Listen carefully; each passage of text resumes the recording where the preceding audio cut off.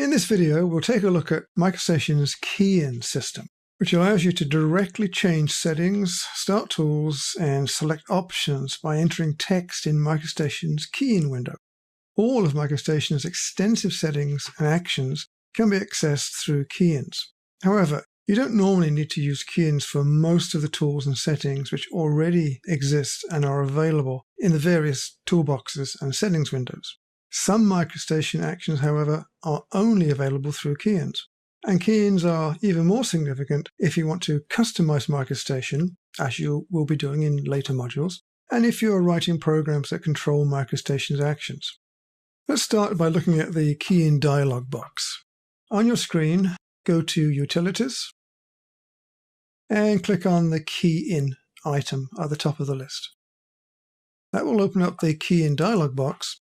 Now you may see yours this way, or you may see your box extended. We need it to be extended, so if you do see your key-in box looking like this, then just grab the corner and drag it down a couple of times till we see the full box. Now what we're seeing in the box here is the top line where the cursor is flashing at the moment. That's where you can manually enter key-in strings. It will also be the place where, when we select a key-in, that's where we'll see the key-in pop into place. The four boxes in the middle are the actual key-ins themselves, and if you scroll down, you'll see that we have quite a long list of key-ins. As we select them, we'll see more information in the second box, more again in the third, and possibly more in the fourth. The lower box here are previously used key-ins, which you can quickly use again simply by double-clicking. Let's look at a typical key-in. In the first middle box here, scroll down until you see the Place option. Don't go too fast because you'll go past it very quickly. There's Place. Now we can decide what we want to place in the second box. Drag down until you see Line. There's Line. Click on that. And in the third box, we're going to select the Constrained item. So click on Constrained. Notice that nothing else has popped into the fourth box, so there are no other options available. That's the full extent of this particular key-in, and you'll see that it's popped into place on the top line. All we need to do now is to press Enter at the keyboard to actually run this key-in. So I will press Enter. Notice that the Tool Settings window has now changed to the Line tool, and I can click in the view and draw. Fairly straightforward. Now, clearly you wouldn't use a key-in this way. It's way too long-winded when you can simply select it from the toolboxes on the left. Notice too that the Place Line Constrained has popped into the previously used box at the bottom. Again, you can use that again simply by double-clicking it. Let's try another one. Leave Place in place and go back up in the second box and find Circle. Click on that. We have a selection here of choices. We will click on Center, and in the fourth box, Constrained is the only option. So we must click on that to put it into the box above so we can use it. So now I press Enter. The Tool Settings window changes to the Circle tool, and now I draw circles by center.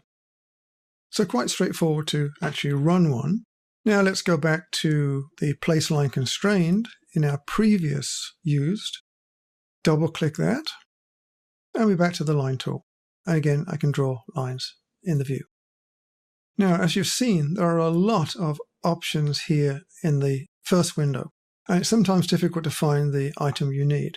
So we can reduce the amount of information in that first window by going to the All pull-down. And here we see individual sets of key-ins for specific tools. For example, let's scroll down till we get to Smart Line. Smart Line is there. Click on Smart Line. Notice now that all we see are two options. Either place a Smart Line, and that's by arc, and there's no other option. Or there's a few other options here under the Place Line name. We can have it join segments, vertexes, and arc by length. So we've reduced the number of available options considerably. Try that if you wish, on your own. See if you can draw a Smart Line by arc. Having done that, go back and scroll to the top and select All, which places all of the possible options in the left box again. Now, the keyins you've seen up to this point are essentially tool-type keyins, but you can also use keyins to set certain aspects of the drawing. And a good example is as follows. I'm going to swipe that so I can type over it. I'm going to type CO equals. CO is a short form for color, and I'm going to change the color. At the moment, the color is green, so let's change that to red and press enter. Notice now that my active color is red, and to see if it's working properly, I'll go back to my place circle by center, double click, and draw a red circle. Now there are a whole list of what are called action keyins, and that was an action keyin where we set something rather than started a tool. But these are actually quite difficult to find in the system. And shortly I'll give you the location of a list of the standard action keyins. In the meantime, you actually need to know which specific keyins to use for a specific purpose. And that's not immediately obvious at all. You can scroll through the lists if you wish, but it's not particularly obvious what some of these things do. So a better option is to use the help system. So click on the help system and contents, and we'll do a search. And in the search box, we'll type keyins